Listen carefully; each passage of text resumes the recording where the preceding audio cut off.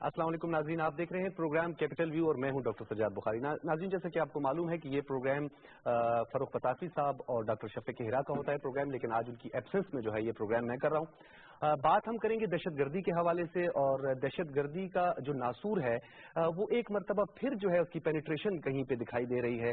दहशतगर्दी के पै दर पै वाक़यात, और हमने देखा कि 4 दिन में 6 धमाके हो चुके हैं, खुदकुश धमाके। उसकी कुछ वजूहात बताई जाती हैं। अगर हम बात करें पंजाब की बात करें तो पंजाब में अगर कोई वाक़या हुआ तो उस पर हमने अक्सर ये कहा कि ये PSL के लिए जो है या किसी एक्टिविटी को रोकने के लिए हुआ, खास तौर पर स्पोर्ट्स एक्टिविटी के लिए जो PSL का फाइनल होना था उसे रोकने के लिए राना सनाउल्लाह जो पंजाब के वजीर कानून है उन्होंने खुद कहा कि उसको रोकने के लिए ये खुदकुश धमाका किया गया।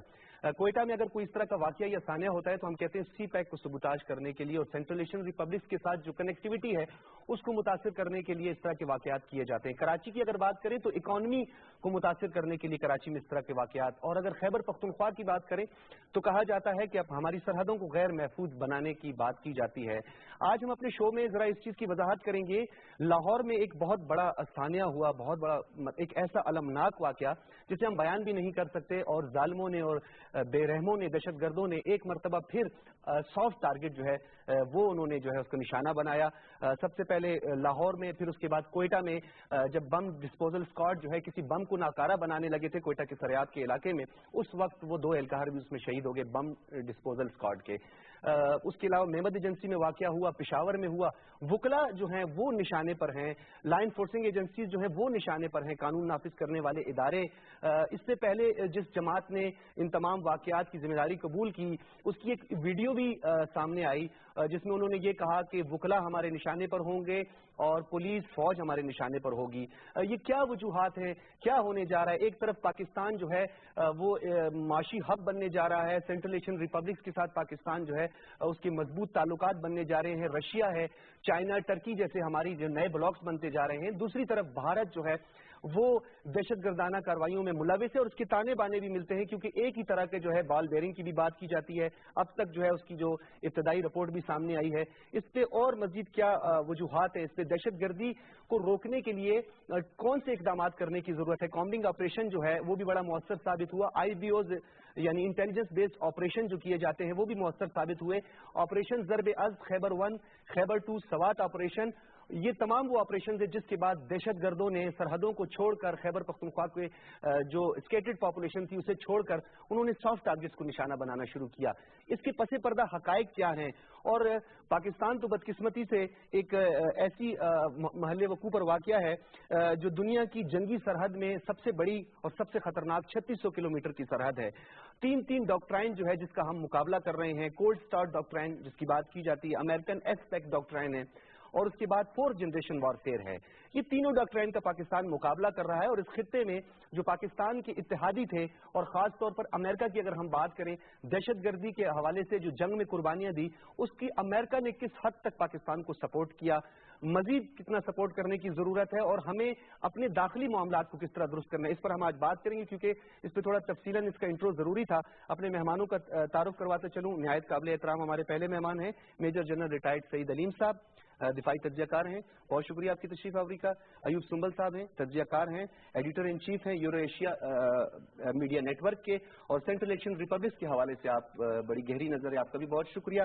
प्रोफेसर डॉक्टर मोहम्मद खान साहब हैं, माहिर हैं बैनुल अक़वामी उमूर के, डिफेंस एनालिस्ट भी हैं, आपका भी बहुत शुक्रिया प्रोग्राम में तशरीफ आवरी का। जनरल साहब, आपसे प्रोग्राम का आगाज करते हैं। चारों तरफ से घेरे जाने की एक नाकाम कोशिश की जा रही है, खास तौर पर 4th जनरेशन वारफेयर के हवाले से जिसमें लसानी बुनियादों पर कोशिश की जानी थी उसमें भी नाकामी का सामना करना पड़ा। और अब तो हम ये देख रहे हैं कि जो कोल्ड स्टार्ट डॉक्ट्राइन है इंडियन, वो उस पर अमल पैरा है और अपनी 80% अफवाज को सरहदों के करीब लाया जा रहा है। दूसरी तरफ हम पाकिस्तान में देख रहे थे इकोनॉमिक एक्टिविटीज का आगाज होना था, PSL का फाइनल होने जा रहा था, क्रिकेट जो है वो दोबारा से जिंदा हो रही थी पाकिस्तान में। इस तरह की वाकयात के पसे पर्दा कुछ हकायक बताइएगा सर। शुक्रिया जी।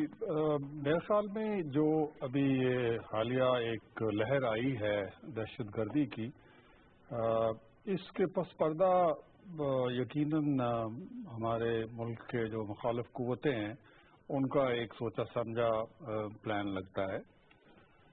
बुनियादी तौर पे किसी एक इवेंट को टारगेट करना तो एक छोटी बात होगी। मेरे ख्याल में वो मजबूरी तौर पे پاکستان کے استحکام اور ترقی کے راستے کو روکنا چاہتے ہیں. اس میں جو ہماری دہشت گردی کے خلاف پچھلے چند سالوں میں جو ہم نے کامیابیاں حاصل کی ہیں اس سے بھی وہ لوگ تھوڑے پریشان ہیں کہ ان کے مقاصد کو حل کرنے میں جو ایک راستہ انہوں نے نکالا تھا وہ ناکام ہو گیا. اس کے ساتھ ساتھ یہ جو معاشی ترقی کے لیے جو ایک پروسیس چلا ہے سی پیک کے ذریعے سے، اس سے جو مجموعی طور پہ فضا نہ صرف اندرون ملک تبدیل ہوئی ہے بلکہ بین الاقوامی سطح پہ بھی ہماری ایک امیج میں بھی فرق آیا، بہتری آئی، اور باہر سے لوگوں نے اس کو ایک انویسٹمنٹ ڈیسٹینیشن کی طرح سوچنا شروع کر دیا. صحیح. تو یہ یقیناً جو پاکستان کے جو روایتی طور پہ حریف اور رہے ہیں ممالک، ان کے لیے کوئی زیادہ اطمینان بخش بات نہیں تھی. لہذا انہوں نے اپنے جو شکست خوردہ ٹیررسٹ تھے، ملیٹنٹ تھے، ان کو پیٹرنائز کیا اور ان کو ایک نئے سرے سے اس ایک کیمپین کی صورت میں لانچ کیا. اس لیے آپ دیکھتے ہیں کہ یہ پچھلے 4-5 دنوں میں نہ صرف یہ جو 5-6 دہشت گردی کے واقعات آپ نے گنوائے ہیں، اس کے ساتھ ساتھ آپ دیکھیے کہ لائن آف کنٹرول پہ بھی 3 ہمارے فوجی جوان شہید ہوئے. کراچی میں ٹارگٹ کلنگ میں 3 افراد شہید ہوئے. اسی طرح سے یہ بھی مت بھولیے کہ انہی دنوں میں محمد ایجنسی میں بھی ہماری بارڈر پوسٹ کے اوپر افغان دہشت گردوں نے وہاں پہ بھی حملہ کیا گیا. وہ بڑا اچھا انہوں نے اس کو ریپلس کیا اور ان کی خاصے میرے اطلاعات مطابق خاصے نقصانات ہوئے حملہ آوروں کے. لیکن بہرحال یہ ایک پیٹرن ہے جس کو انہوں نے ایک سوچے سمجھے پلان کے تحت اس پیٹرن پہ بات کرتے ہیں. آپ کی طرف ہم دوبارہ آئیں گے. ایوب سنبل صاحب، آپ فرمائیے کہ جس پیٹرن کی بات کی جاتی ہے، ٹیررسٹ جو ہے ان کی اپنی بھی ایک اسٹریٹجی ہوتی ہے. ہم دیکھتے ہیں کہ کافی عرصے تک خاموشی رہتی ہے. بدقسمتی ہماری رہی ہے کہ کچھ ہمارے صوبے جو ہے اس کا کریڈٹ بھی لے جاتے ہیں، کہتے ہیں کہ جی امن و امان لانے میں ہم نے بڑا کام کیا ہے. جیسے ہی کوئی حالات خراب ہو جاتے ہیں تو انٹرنیشنل سینیریو کے ساتھ ہم اسے جوڑ دیتے ہیں. دہشت گرد خاموشی کے بعد یکدم سے اس طرح کے دھماکے کروا دیتے ہیں. یہ اتنی منظم کارروائیاں جو کر رہے ہیں، پاک فوج ہماری جہاں تک دیکھیں تو وہ کوششیں کر رہی ہیں، قانون نافذ کرنے والے ادارے قربانیاں دے رہے ہیں، سب سے زیادہ نشانے پر بھی وہی ہیں. ان وجوہات کی روک تھام کے لیے مزید کون سے اقدامات کی ضرورت ہے؟ دیکھیں، آج پرائم منسٹر نواز شریف اور جو پوری کیبنٹ اور باقی جو وزیر داخلہ اس حوالے سے جو ایک ہائی پروفائل کانفرنس، ایک ہائی پروفائل میٹنگ ہوئی سیکورٹی کے حوالے سے. اقدامات جہاں تک دیکھا جائے تو ہماری جتنی بھی جو ہے وہ نیشنل سیکورٹی ایجنسیز ہیں اس حوالے سے تو بھرپور کردار ادا کر رہی ہیں. آپ دیکھیں کہ یورپ، سینٹرل ایشیا اور بہت سے ایسے ممالک ہیں جہاں پہ اس قسم کی کارروائیاں ہوئی ہیں. یورپ کے کافی مختلف ایئرپورٹس پہ اور مختلف جگہوں کے اوپر جو ہے. تو یہ مطلب کوئی اتنا آسان کام تو نہیں ہے کہ مطلب ایک لمبی چوڑی جنگ جو کہ ہم جو امریکہ کی جنگ جو کہ ہم لڑ رہے ہیں آفٹر 9/11 کہ اس کو جو ہے وہ ہم کنٹرول کریں. لیکن ضرب اسد کی کامیابی کے بعد، بے انتہا کامیابی کے بعد جو ہے وہ اب ہم دیکھا جائے تو یہ اس قسم کا جو تھریش آنا ہے، بزدلانہ کاروائیاں ہیں. یہ مطلب یہ ہے کہ وہ سی پیک اور جو ہمارے اوور آل جو انٹرنیشنل سینیریو میں پاکستان کا جو ایک امیج بلڈ اپ ہو رہا تھا اس کو ڈیمیج کرنے کی ایک ناکام کوشش ہے. آپ دیکھ لیں کہ 18-19 کے قریب جو جریدے ہیں انہوں نے پاکستان میں اکانومی کی جو بہتری ہے اس کے حوالے سے اسٹاک ایکسچینج جو ہمارے 100 انڈیکس سے 50,000 کی حد کو عبور کر چکا ہے. ایگزیکٹلی. تو اس حوالے سے جب دیکھا جائے تو اس قسم کی جو ایکٹیویٹی ہے اس کو جو مخالف قوتیں ہیں پاکستان کی، جس طریقے سے اس حملے کی جو ہے یہ جو موجودہ کارروائیاں ہوئی ہیں اس کی جو کنیکشن ہے وہ افغانستان سے ملتا ہے. اور آج جو ہے دہشت گرد. اچھا، ایک چیز اور بھی اس میں ہے، آپ نے بالکل درست فرمایا. یہ واقعات پہلے افغانستان میں بھی ہوتے ہیں، افغانستان کے بعد یہ پھر پاکستان منتقل ہو جاتے ہیں. اس کا مطلب یہ ہے کہ یہی دہشت گرد جو ہے سرحد پار سے آتے ہیں، دہشت گردی کر کے واپس افغانستان چلے جاتے ہیں. اور اس کا مطلب یہ ہے کہ پاکستان بار بار اس بات کو کہہ چکا ہے کہ افغانستان میں بھارت کا جو ہے وہ خفیہ ہاتھ اور بھارت کی منظم کارروائیاں جو ہیں موجود ہیں. اور آج جو پیغام دیا ہے دفتر خارجہ نے بلا کے افغان جو ڈپٹی ہیں ان کو بلا کے یہاں پہ کہا گیا ہے اور بڑا سخت پیغام دیا گیا ہے کہ وہاں پہ جو ہے وہ جو محفوظ ٹھکانے ہیں دہشت گردوں کے ان کو جو ہے وہ ختم کیا جائے. بصورت دیگر جو ہے وہ ہمارے جو ہے افغانستان کے ساتھ جو تعلقات ہیں ان میں کشیدگی بھی آ سکتی ہے، کیونکہ ہم اس مقام پہ ہیں کہ جب انٹرنیشنل انویسٹمنٹ پاکستان کا رخ بہت تیزی سے کر رہی ہے تو ایسی صورت میں جو ہے وہ اس کی سیکورٹی اور ان تمام چیزوں کو یقینی بنانا ہمارے لیے جو ہے وہ ایک بہت اہم جو ہے وہ سوال بھی ہے، اور ہمارے لیے ایک بہت اہم اس حوالے سے ہمیں پیشرفت کرنی ہوگی. اب مزید اس پر اقدامات کرنے کی ضرورت ہے. ڈاکٹر صاحب، جس طریقے سے سمل صاحب نے فرمایا کہ ایک طرف جو ہے افغانستان جو ہے اس سے ہمارے سیریس کنسرنز ہیں، تحفظات رہے ہیں، اور ہمیشہ ہم نے ان تحفظات کی انٹرنیشنل کمیونٹی کے سامنے بھی اظہار بھی کیا ہے، برملا اس کا اظہار کیا ہے. ہندوستان کو تو ابھی ہم کوئی سیکرٹ مشن نہیں کہیں گے، اب تو وہ کھل کر آ گیا.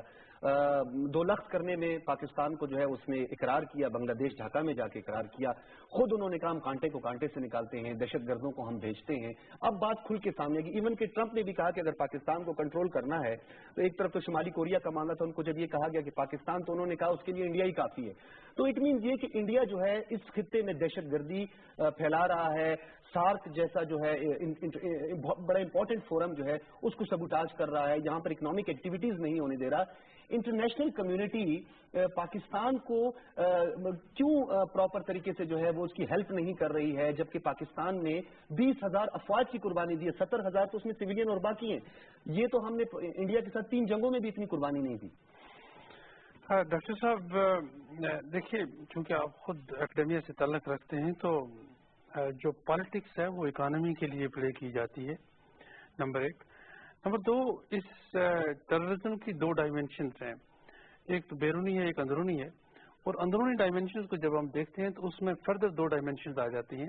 ایک جو ہارڈ ملٹری پاور کا استعمال ہے جس کو کمبیٹنگ دا ٹیررزم کہتے ہیں، اور دوسرا جو ہے وہ سافٹ پاور کا استعمال ہے جو ڈپلومیسی اور پولیٹیکل انگیجمنٹ کے تھرو کی جاتی ہے. جہاں تک آرمی کا تعلق ہے، آرمی نے اپنا ایک رول پلے کیا، جیسے سارے باقی ہمارے اینالسٹ نے بھی کہا، اور وہ بہت افیکٹو رول ہے. آج اگر آپ دیکھیں جو ٹارگیٹس چند دنوں میں بنائے گئے، وہ لاہور کا جو حادثہ تھا، کوئٹہ کا حادثہ تھا، آج جو پشاور میں ہوا جوڈیشری کے لوگوں کو ٹارگٹ کیا گیا، محمد ایجنسی میں ٹارگٹ کیا گیا، تو یہ وہ پولیٹیکل ایجنٹ، تو یہ وہ ساری چیزیں اگر آپ دیکھیں تو یہ سافٹ ٹارگٹس کو ہٹ کیا گیا. جہاں تک آرمی کا رول تھا، پیراملٹری فورسز کا رول تھا، ایف سی کا رول تھا، انہوں نے ایک افیکٹو طریقے سے کیا.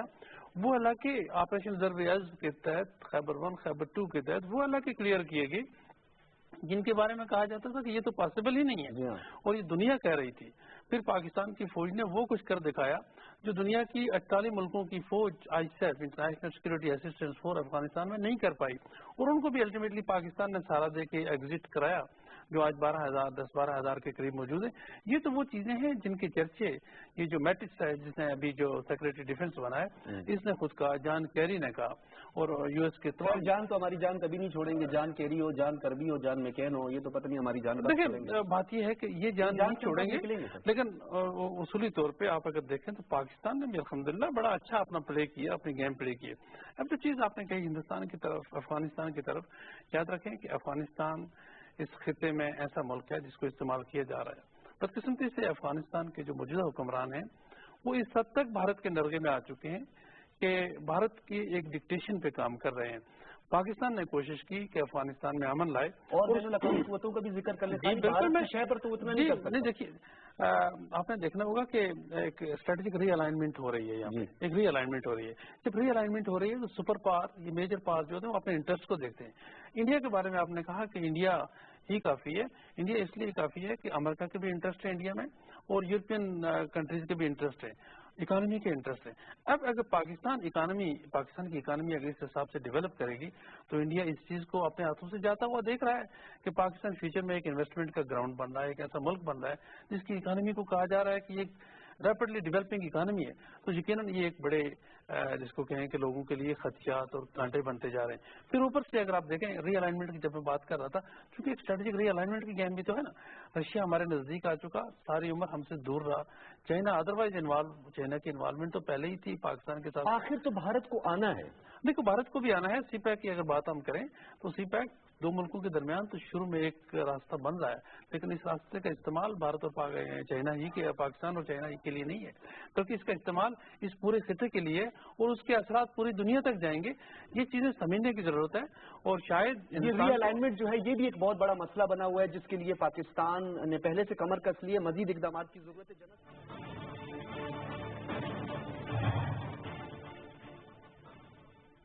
پاکستان سپر لیگ کا 7واں میچ اس وقت جاری ہے. اسلام آباد یونائیٹڈ نے ٹاس جیتا تھا, کوئٹہ گلیڈیٹرز کو بیٹنگ کی دعوت دی تھی. یہ آپ آخری گیند دیکھ رہے ہیں T20 کے پاکستان سپر لیگ کے 7ویں میچ کی. 148 رنز پر 5 کھلاڑی آؤٹ ہو چکے ہیں کوئٹہ گلیڈیٹرز کے. 19.5 اوورز کا کھیل ہو چکا ہے. آخری گیند اس وقت ہوگی. 148 رنز کوئٹہ گلیڈیٹرز نے بنائے ہیں, 5 کھلاڑی اس کے آؤٹ ہوئے ہیں. 7.46 رن ریٹ چل رہا ہے. اسلام آباد یونائیٹڈ کے مصباح الحق نے ٹاس جیتا اور پہلے بیٹنگ کی دعوت دی کوئٹہ گلیڈیٹرز کی. کوئٹہ گلیڈیٹرز ابھی تک ایونٹ میں ناقابل شکست رہے ہیں. 148 رنز ناظرین کوئٹہ گلیڈیٹرز نے بنائے, اس کے 6 کھلاڑی جو ہے وہ آؤٹ ہوئے ہیں. 148 رنز 149 رنز کا ہدف دیا ہے اسلام آباد یونائیٹڈ کو جیتنے کے لیے کوئٹہ گلیڈیٹرز نے. 149 رنز کا ہدف دیا ہے کوئٹہ گلیڈیٹرز نے اسلام آباد یونائیٹڈ کو جیتنے کے لیے. اسلام آباد یونائیٹڈ نے ٹاس جیتا اور کوئٹہ گلیڈیٹرز کو بیٹنگ کی دعوت دی. 148 رنز 6 کھلاڑی آؤٹ. 20 اوورز میں کوئٹہ گلیڈیٹرز نے بنائے. 149 رنز کا ہدف دیا ہے اسلام آباد یونائیٹڈ کو میچ جیتنے کے لیے کوئٹہ گلیڈیٹرز نے. پاکستان سپر لیگ کا 7واں میچ. 148 رنز 6 کھلاڑی آؤٹ ہوئے ہیں کوئٹہ گلیڈیٹرز کے. 149 رنز کا ہدف کوئٹہ گلیڈیٹرز نے دیا ہے اسلام آباد یونائیٹڈ کو جیتنے کے لیے. کوئٹہ گلیڈیٹرز ابھی تک پاکستان سپر لیگ کے ایونٹ میں ناقابل شکست رہی ہے. ناظرین, پاکستان سپر لیگ کا 7واں میچ جاری ہے. پاکستان ٹیلی ویژن سپورٹس چینل یہ براہ راست دکھا رہا ہے. کوئٹہ گلیڈیٹرز نے پہلے بیٹنگ کی اور 20 اوورز میں 148 رنز بنائے 6 وکٹوں کے نقصان پر. 149 رنز کا ہدف دیا ہے اسلام آباد یونائیٹڈ کو میچ جیتنے کے لیے. آپ یہ میچ براہ راست پاکستان ٹیلی ویژن سپورٹس چینلز پر دیکھ سکتے ہیں.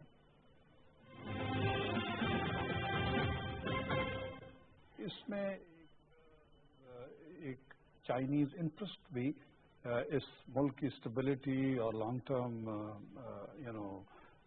اپنے امن و امان کے حوالے سے, اسٹیبلٹی اور ترقی کے حوالے سے ان کی ایک سٹیک بنتی ہے, جو کہ جس کی ایک پھر سیکیورٹی کی طرف بھی ایک پازیٹیو آسپیکٹ نکلتے ہیں. تو ہمیں اپنا کیسے اپنا نقطہ نظر زیادہ اسٹرانگلی پروجیکٹ کرنا ہے.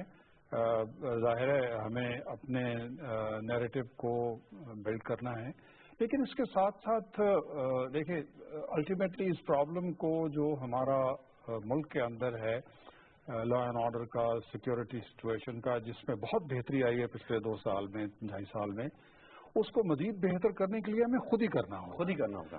اور اس کے لیے جو ایریاز ہم نے ایک نیشنل ایکشن پلان بنایا تھا, جس میں سے کچھ پہلو ہم نے زیادہ سرگرمی سے انجام دیے ہیں, لیکن کچھ پہلو ابھی بھی ہمارے اس میں کمزور ہیں. کچھ پولیٹیکل معاملات, تو ان معاملات کو ہمیں زیادہ گہرائی کے ساتھ دیکھنا ہوگا, ان کو ایڈریس کرنا ہوگا. ہمارا جو بچے کھچے جو نیٹ ورکس رہ گئے ہیں دہشت گردوں کے, آفٹر آل دیکھیں نا آپ, یہ جو دہشت گردی کے حالیہ واقعات ہوئے ہیں تو ان کے ماسٹر مائنڈ تو شاید ملک سے باہر بیٹھ کے ان کو یہ ہدایات دے رہے ہیں, ان کو پلان کر رہے ہیں, ایگزیکیوٹ کروا رہے ہیں, لیکن الٹیمیٹلی یہاں اس کے ملک کے اندر ہو رہے ہیں تو ان کے کوئی سہولت کار ہیں, ان کا کوئی سپورٹ نیٹ ورک ہے. ایک بات اس میں بڑی عام ہے, میں آپ کو اضافہ کرنا چاہوں گا, اپنی گفتگو کو جاری رکھیے گا. ایک تو فیسیلیٹیٹرز کی سمجھ آتی ہے کہ سہولت کار ہیں. اب سہولت کار کی سہولت کار تک پہنچنے کے لیے ہم کیا کریں گے؟ اس کے لیے دیکھیے بات سنیے, اس میں پولیسنگ بہت اہم رول ادا کرتی ہے. جو ہمارا ٹریڈیشنل پولیسنگ کا نظام تھا وہ ویک ہو گیا باوجود پولیٹیسائزیشن کی وجہ سے. لوگوں کی توجہ اس شعبے کی طرف اتنی نہیں رہی. اس کو دوبارہ سے ری انویگریٹ کرنے کی ضرورت ہے. ہمیں کمیونٹیز کو موبلائز کرنے کی ضرورت ہے کہ آفٹر آل یہ لوگ جہاں پناہ لیتے ہیں وہ کسی محلے میں, کسی گلی میں رہتے ہیں, وہاں پہ مشتبہ لوگوں کی جب آمد و رفت ہوتی ہے تو ہمارا پولیس کی بھی ایکسیس نہیں ہے, وہاں پہ قبائلی مائدین اور معتبرین سے ہم کام لے سکتے ہیں. ٹھیک ہے, وہ دیکھیں نا ٹرائبل ایریاز میں, کچھ ایریاز میں, لیکن دیکھیں نا ابھی یہ جو حالیہ واقعات ہوئے یہ تو مطلب سیٹلڈ ایریاز میں ہوئے ہیں.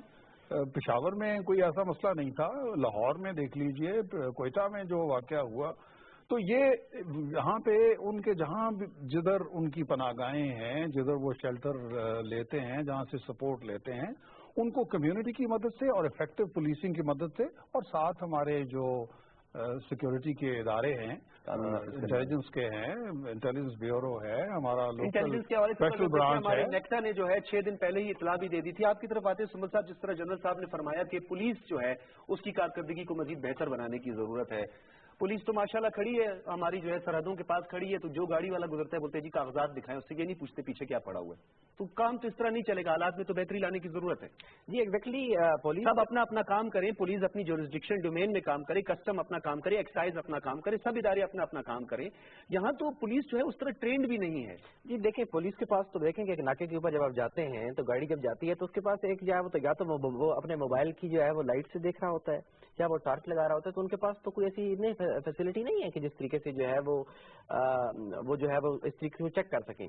और अगर वो चेक कर रहे हैं तो वो उन लोगों को चेक कर रहे हैं कि जो आपके शहरी हैं, ये जो बाकी लोग हैं, उनकी मुश्किलात में इजाफा हो जाता है जब आप इस किस्म की कोई एक्टिविटी लॉन्च करते हैं। तो इस सिलसिले में तो पुलिस की जो है वो उसको पोलिटिसाइजेशन, जैसे जनरल साहब ने कहा कि जो पिछले कुछ अरसे में हमारी जो पुलिस है वो उसको जो है वो पोलिटिसाइज हो गई और उसको जो है वो उस तरीके से जो है वो जो मॉडर्नाइज, और हमने उसको नहीं किया वक्त के साथ साथ जिस तरीके से हमें चैलेंजेस हैं। बल्कि इन कुछ सालों में तो बहुत बेहतरी आई है। हमने ये देखा है एंटी टेररिस्ट फोर्स बनी है, इसके अलावा दीगर जो है क्विक रिस्पांस फोर्सेज बनी हैं जो बाकायदा काम कर रही हैं। एग्जैक्टली उसमें बेहतरी आई है, लेकिन हम जिस तरह चाह रहे हैं, जिस तरीके से हमें चैलेंजेस हैं, जिस तरीके से आप कह सकते हैं यानी एक्स्ट्राऑर्डिनरी मेजर्स की जरूरत है, जिस तरीके से मतलब ताकि जो है वो हम अपने आप को जिस तरीके से हमारे ऑनगोइंग प्रोजेक्ट्स हैं उस हवाले से देखा जाए तो हमें जो है वो पोलिसिंग को मजीद इम्प्रूव करने की जरूरत है। बिल्कुल आपने दुरुस्त फरमाया। डॉक्टर साहब, CPEC यानी एक बहुत बड़ा माशी इनकलाब आ रहा है, इकोनॉमिक एक्टिविटीज का पाकिस्तान में आगाज हुआ है, रीजनल कनेक्टिविटी की हम बात करते हैं, दूर दराज के इलाके जहाँ स्कैटर्ड पॉपुलेशन है जिसमें Balochistan is one of them, Khyber Pakhtunkhwa, ये तमाम इलाके जो है इससे मुस्तफीद होने जा रहे हैं। इतने बड़े मंसूबे को सबूताज करने के लिए भारत ने बरमला इसका इजहार किया है कि वो इसको बिल्कुल नापसंदीदा प्रोजेक्ट करार दे रहे हैं। उसके बावजूद भी अभी भी हम ये देख रहे हैं कि कुछ गैप मौजूद है। पुलिस जो है उसको अपना काम करना है, लेवीज को अपना काम करना है, फ्रंटियर कोर को अपना काम करना है। इन इदारों को मजीद मुनज़्ज़म करने के लिए, वेल इक्विप्ड करने के लिए सियासी बुनियादों पर हमें कौन से इकदाम करने हैं? डॉक्टर साहब, दो चीजें CPEC के हवाले से। पहले तो मैं ये अर्ज करता चलूं कि ये प्रोजेक्ट, मैंने कहा कि इसके डोमेस्टिक इफेक्ट्स तो बहुत ज्यादा होंगे, लेकिन रीजनल भी हैं और इंटरनेशनल भी हैं। जहाँ तक पाकिस्तानी कौम का ताल्लुक है, चूंकि CPEC एक ऐसा प्रोजेक्ट है कि ये हमारे मुख्तलिफ सूबों पे, मुख्तलिफ इलाकों में स्टेक्स बढ़ाएगा हमारे लोगों के।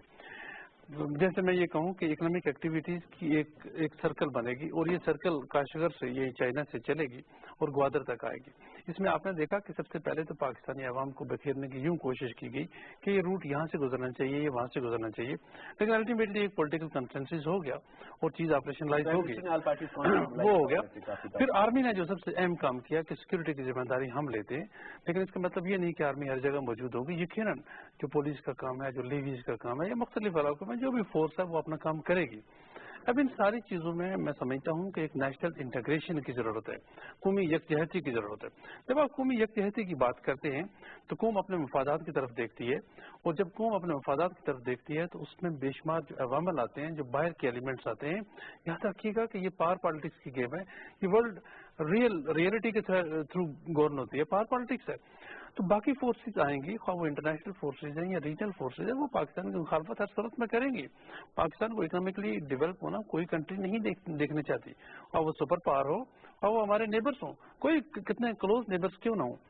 जब ग्वादर की बात हम करते हैं तो आपको याद होगा कि ग्वादर के हवाले से तो बेशुमार हमारे इस्लामी मालिक जो हैं, जो हमारे नेबर रोड पे हैं, उनको भी शायद ये बहुत ज्यादा मनसूबा फिजिबल उनके लिए नहीं है, क्योंकि सारी अपोजिशन पहुंच गए हैं। जी बिल्कुल, तो प्रॉब्लम्स होंगी। जब प्रॉब्लम्स होंगी तो इसका मतलब है कि हमें काउंटर स्ट्रेटेजी भी उसी हिसाब से करना है। उसके लिए सबसे अहम चीज ये है कि पॉलिटिकल कंसेंसस बड़ी जरूरी है।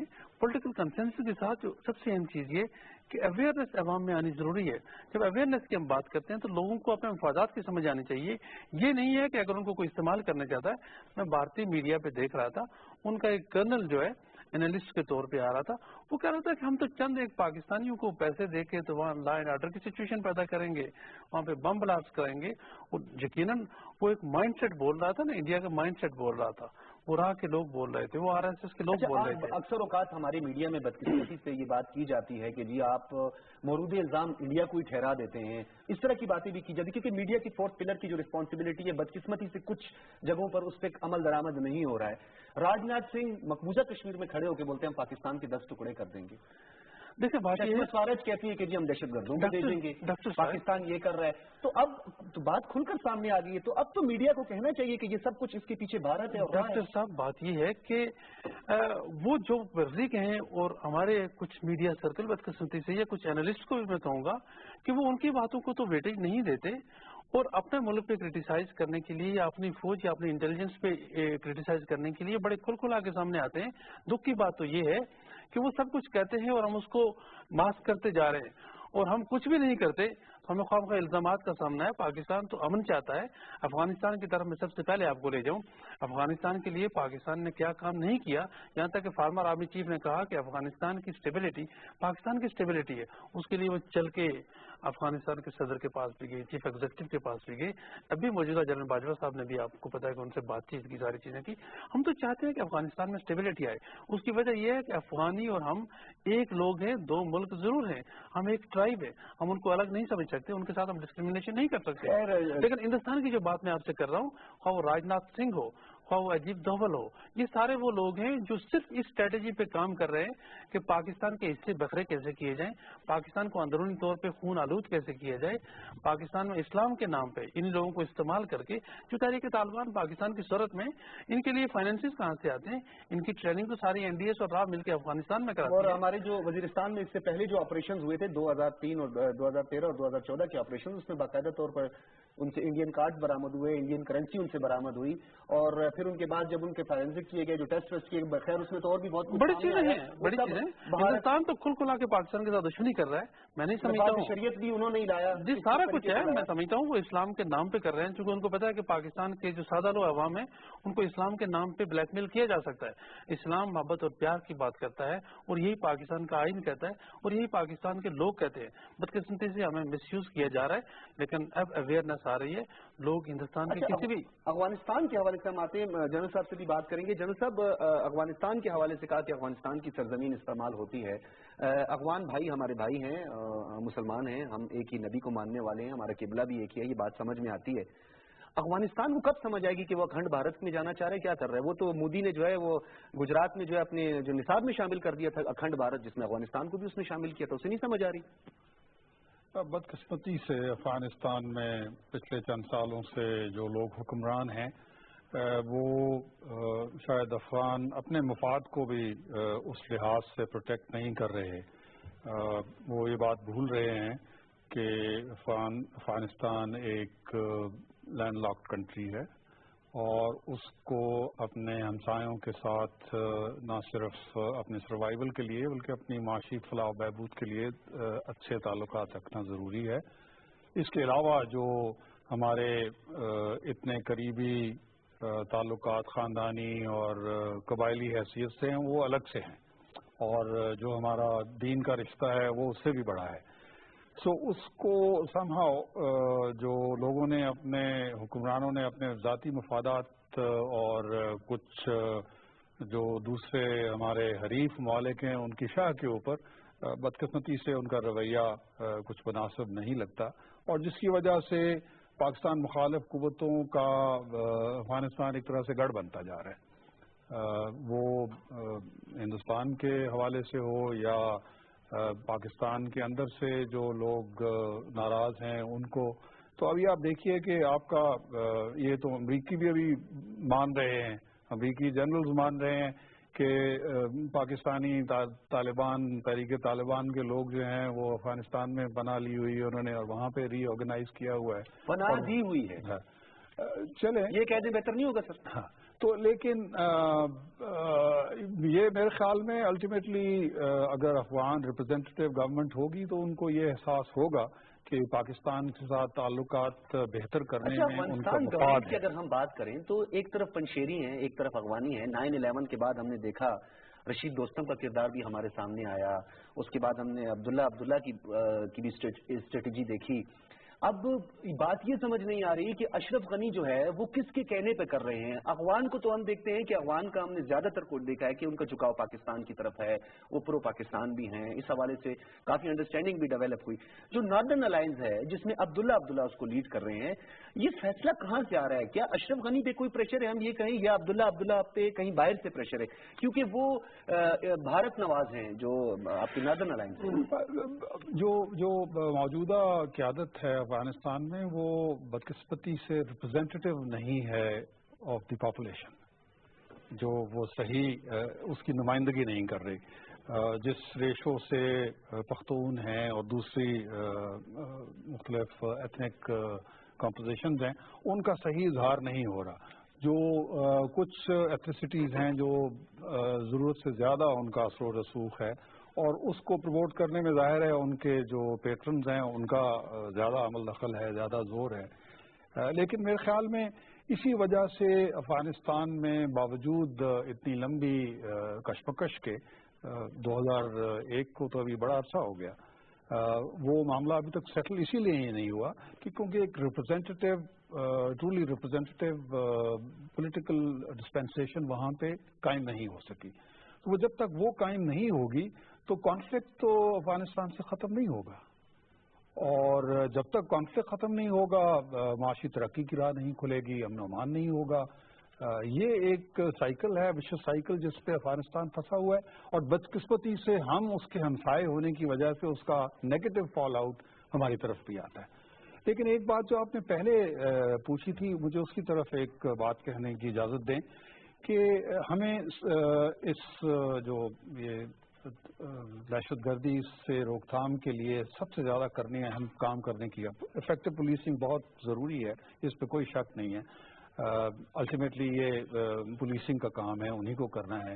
فوج نے جو اپنا کام کرنا تھا وہ لارجلی کر دیا, ابھی ان کی سپورٹ کرے گی, ان کی ٹریننگ, ان کی اکوپمنٹ, ان کے ان کو سمجھانا, ان کی مدد کرنا, ان کو بیک اپ دینا جہاں ضرورت ہو. بٹ اسینشلی جو سٹیز اور اربن ایریاز میں پولیسنگ ہے وہ ایک اہم رول ہے, اور کمیونٹیز کا رول ہے. لیکن اس سے بھی اہم رول جو ہمیں کام کرنے والا ہے وہ ہمیں ہے ملیٹنٹ نیریٹو کو چیلنج کرنے کے لیے کاؤنٹر نیریٹو نہ صرف بلڈ کرنا, اس کو پروجیکٹ کرنا. انفارچونیٹلی اس طرف ہماری پیش رفت بہت کم ہوئی ہے. مجھے بڑی خوشی ہوئی ریسنٹلی سن کے کچھ گورنمنٹ کے اداروں نے پچھلے دنوں ایک کوئی میٹنگ ارینج کی تھی جس میں کوئی نیریٹو کی بات, کاؤنٹر نیریٹو کی بات ہو رہی تھی. یہ کام بہت پہلے ہو جانا چاہیے تھا. آپ دیکھیے کہ یہ جو لوگ خود کش بمبار بن رہے ہیں وہ کون لوگ ہیں؟ وہ بیچارے ینگ چھوٹی عمر کے اکثر محروم طبقوں سے. حکومت نے تو اس کے لیے اقدامات شروع کیے, واٹر ریفارم سامنے آ رہی ہیں, پرامن بلوچستان ادھر سے پیکج دیا گیا, ٹھیک ہے, لیکن دیکھیے نا پولیٹیکل جو ہے نیشنلسٹ جو ہے ان کو آن بورڈ لیا گیا, آل پارٹیز کانفرنس کروائی گئی, چائنا ساتھ لے جایا گیا, اکنامک ایکٹیویٹیز میں ان کا کنٹریبیوشن, ان کا حصہ ڈالا گیا. آپ یہ تو دیکھیے نا کہ جو ملیٹنٹ کو ریکروٹ کہاں سے ملتا ہے, اس کو محروم طبقوں سے ملتا ہے. معاشی ناہمواری ہے, جہاں پہ سماجی ناہمواری ہے.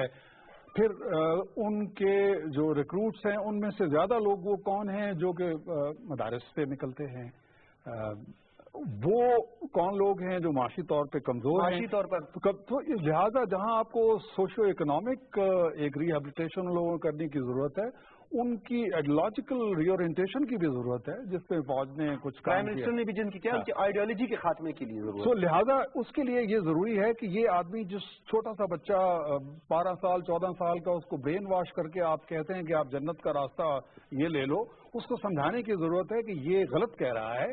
اس کا جو یہ بنیاد آپ کو بتا رہا ہے دین میں سے وہ غلط ہے. مدرسہ ریفارمز لا رہی ہے. سو مدرسہ ریفارمز کے ساتھ ساتھ آپ کو ایک counter narrative religious point of view سے ہوگی بلڈ کر کے اس کو پروجیکٹ کرنا چاہیے, ان لوگوں تک پہنچنا چاہیے جو اس کے ممکنہ طور پہ شکار ہوئے. سمل صاحب آپ یہ بتائیے گا کہ بارڈر کی ہم بات کرتے ہیں 3600 کلومیٹر بارڈر کی, 1000 تو ہمارا کوسٹل ہے, وہ جو ہمارا سمندری ہے, باقی 2600 جو ہے ہمارا دیگر. اس میں بارڈر مینجمنٹ کا ایک بہت بڑا مسئلہ ہے.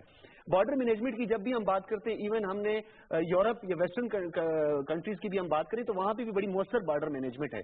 پاکستان جب کہتا ہے کہ جی ہمیں بھی ایک بارڈر مینجمنٹ کی طرف بڑھنا ہے, ہمیں ایک بارڈر جو ہے اس کو محفوظ بنانا ہے, تو وہاں پہ جو ہے وہ امریکہ بھی جو ہے وہ کہتا ہے کہ جی نہیں، اور یہاں پہ بھارت بھی اس کو جو ہے کوئی شے دے دیتا ہے، افغانستان آ کر جو ہے وہ سرحد پر ہمارے جو پرچم ہے اس کی بھی حرمتی کرنا شروع کر دیتا ہے۔ بارڈر مینجمنٹ اگر ہو جائے تو معاملات کی نہیں دیکھیں، یہ تو اب جو بات ہے آہستہ آہستہ آگے بڑھ رہی ہے۔ اگر جو ہے وہ افغانستان سے یہ کاروائیاں بند نہیں ہوں گی تو ہمیں جو ہے وہ پھر ہم جائیں گے بارڈر مینجمنٹ کی طرف، ہم جائیں گے، پھر باڑ بھی لگے گی، پھر دیواریں بھی بن سکتی ہیں، بہت کچھ ہو سکتا ہے، جس کے اوپر پھر جو ہے وہ UNHCR کا ایشو بھی آ جاتا ہے اور باقی معاملات بھی آ جاتے ہیں۔ تو افغانستان کی میجورٹی، ہم تو اتحادی کسے کہتے ہیں؟ اتحادی کا مطلب تو یہ ہے کہ اگر ایک ملک پر جو ہے تکلیف یا مصیبت آئے تو دوسرا اس کی مدد کرے گا۔ کہاں ہے امریکہ؟ کہاں پہ وہ اتحادی؟ نہیں، امریکہ نے تو 9/11 کے بعد ہمیں جتنا استعمال کیا وہ کر لیا، اور جو ہے وہ ہمیں بہت سی چیزیں بھی دکھائیں، سبز باغ بھی دکھائے، لیکن یہ ہے کہ اب تو امریکہ کی طرف سے ہمیں تو کچھ نہیں ایسی جو ہے وہ ڈونیشن یا کوئی اس قسم کی ہیلپ کے حوالے سے آپ دیکھ لیں تو وہ نہیں ہو سکے، کیونکہ سی پیک پہ آ کے جو ہے اور چائنیز انٹروینشن کے بعد تو امریکہ جو ہے وہ اس کی اسٹریٹجک پارٹنرشپ جو ہے وہ بھارت کی طرف بڑھ گئی۔ اب تو جو ہے وہ ڈائنامکس پارٹنر بنا دیا۔ جی ایگزیکٹلی، تو ہم جو ہماری جو ہے وہ ہم رشیا کی طرف بڑھنے لگے۔ اب تو مائک پینس جو ہے وہ بڑی دوستیاں لگا رہے ہیں، بڑی آج کل ان کی دوستیاں آ رہی ہیں۔ ڈاکٹر خان صاحب، آخری لمحات ہیں، فرمائیے گا، تورخم بارڈر کی ہم بات کریں، بلوچستان میں نوشکی ہے، پھر اس طرف آپ کے اسپن بولدک کا بارڈر ہے، یہ بارڈر ایک واحد وجہ ہے جس سے دہشت گردی ہوتی ہے، اور ہم نے دیکھا سانحہ 4 سدہ دیکھیں، APS دیکھ لیں، ان واقعات کی بھی ہم دیکھیں کہ یہ جو ہے ان کا تعلق بھی جو ہے قبائلی علاقوں سے تھا، اور یہ جنوبی پنجاب سے داخل ہوئے دہشت گرد، جن کے 3 سہولت کار بھی تھے، اور لاہور میں انہوں نے تباہی مچائی اور اتنا ظلم اور بربریت کی انتہا کر دی ان ظالموں نے۔ کیا کیا جا سکتا ہے؟ ڈاکٹر صاحب، بات یہ ہے کہ بارڈر مینجمنٹ بڑی ضروری ہے۔ پاکستان نے ہمیشہ کوشش کی، مجھے یاد ہے جنرل پرویز مشرف جو پریزیڈنٹ تھے، انہوں نے آئیڈیا دیا تھا کہ اس بارڈر کو فینس کر دیتے ہیں، اس بارڈر کو ہم بند کرتے ہیں، اور مختلف جو طریقہ کار بتائے گئے، لیکن اس وقت حامد کارزئی نے اس چیز سے نہ کیا تھا، اور آج کے جو پریزیڈنٹ ہیں وہ بھی اس چیز کو نہیں مان رہے ہیں۔ وجہ یہ ہے کہ یہ بارڈر اگر مینیج ہو جائے، یہ بارڈر اگر کنٹرول یا سیل ہو جائے تو پھر دہشت گردی کے خدشات ختم ہو جاتے ہیں۔ ان ممالک کو پھر کوئی جگہ نہیں ملے گی کہ پاکستان میں دہشت گردی کیسے کر پائیں گے۔ اس کے لیے ہندوستان بھی افغانستان کو استعمال کر رہا ہے، اور افغانستان کے پیچھے کچھ اور فورسز بھی ہیں جو پاکستان میں ڈائریکٹلی انڈائریکٹلی اور دہشت گردی جنریشن ڈاکٹرین ہے، یہ بات فیئر ہے، اس کا بھی مقصد یہی ہے کہ افغانستان کی جنگ کو پاکستان اوباما ایڈمنسٹریشن نے کوشش کی تھی اس کو منتقل، لیکن یہ وہ ساری چیزیں ہیں جس کی وجہ سے پاکستان محفوظ ہو جائے گا۔ جب پاکستان محفوظ ہو جائے گا تو یہ لوگ اپنی جو اسٹریٹجک گیم ہے کہاں کھیلیں گے؟ پاکستان کی آپ کو پتا جیو پالیٹکس بہت ہی امپارٹنٹ ہے۔ جب یہ امپارٹنس ہے باقی دنیا کے، صرف پاکستان کے لیے نہیں باقی دنیا کے لیے، تو یقیناً وہ چاہیں گے کہ افغانستان انسٹیبل رہے اور پاکستان کو انسٹیبل رکھا جائے۔ جی بہت شکریہ آپ کا ڈاکٹر محمد خان صاحب، ماہر بین الاقوامی امور، آپ کی تشریف آوری کا، میجر جنرل ریٹائرڈ سعید امین صاحب، آپ کا بھی بہت شکریہ، دفاعی تجزیہ کار آپ ہمارے ساتھ موجود تھے۔ ایوب سنبل صاحب تجزیہ کار، سینٹرل ایشین ریپبلکس کے حوالے سے آپ کی بڑی گہری نظر بھی ہے، editor in chief Eurasia media network کے، آپ کا بھی بہت شکریہ تشریف آوری کا۔ ناظرین، دہشت گردی کا جو ناسور ہے اس کے خاتمے کے لیے ہماری لا انفورسمنٹ ایجنسیز، ہماری سول ایڈمنسٹریشن، ہمارے بچے، عورتیں، بوڑھے، جوان سب تیار ہیں کہ دہشت گردی کے ناسور کا ہم خاتمہ کر کے رہیں گے۔ بھارت جتنا بھی کوشش کرے دہشت گردوں کو یہاں پہ بھیج کے افغانستان کے تھرو چاہے وہ کوشش کرے، یہ یہاں سہولت کاروں کو وہ پرووائڈ کرے، ویپن پرووائڈ کرے یا پیسہ دے، تو اسے یہ یاد رکھنا چاہیے کہ وہ بھی اسی خطے میں رہتا ہے۔ اگر خدا نہ خواستہ پاکستان میں معاملات خراب ہوئے یا یہاں پر کوئی آگ بھڑکی تو اس کے شعلوں سے بھارت بھی نہیں بچ سکتا۔ بھارت کو اس کھیل سے اب باز آنا چاہیے، کیونکہ بھارت کو آخر اس بلاک کا حصہ بننا پڑے گا۔ نیپال اور بھوٹان کی ترقی بھی بھارت روک رہا ہے، سری لنکا میں بھی وہ جا کے ٹیمل ٹائیگرز کو جو ہے جیفنا میں جا کر جو ہے وہ سپورٹ کر رہے ہیں، مالڈیوز میں جا کر وہ اس کے پولیٹیکل انفلوئنس اس کے سامنے آ رہے ہیں۔ تو بھارت کو اب مداخلت کی پالیسی ختم کرنی ہوگی پاکستان کے ساتھ، جس طرح پاکستان نے اب بھی کہا کہ ہم مذاکرات کرنا چاہتے ہیں، پرامن مذاکرات کرنا چاہتے ہیں۔ یہ تمام وہ معاملات ہیں جس پر بھارت کو سوچنا ہوگا۔ اپنے میزبان ڈاکٹر سجاد بخاری کو کیپٹل ویو سے دیجیے اجازت، اللہ نگہبان۔